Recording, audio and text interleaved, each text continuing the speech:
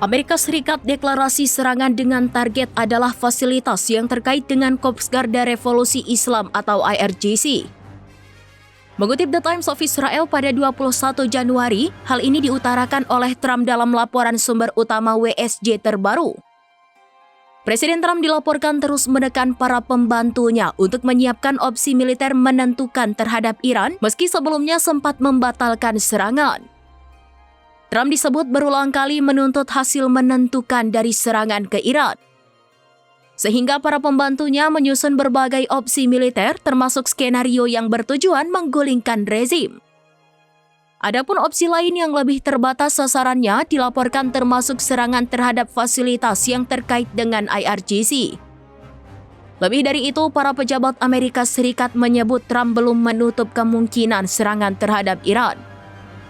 Tepat di tengah ketidakpastian keputusan akhir dan pengerahan kapal induk serta jet tempur Amerika Serikat ke Timur Tengah.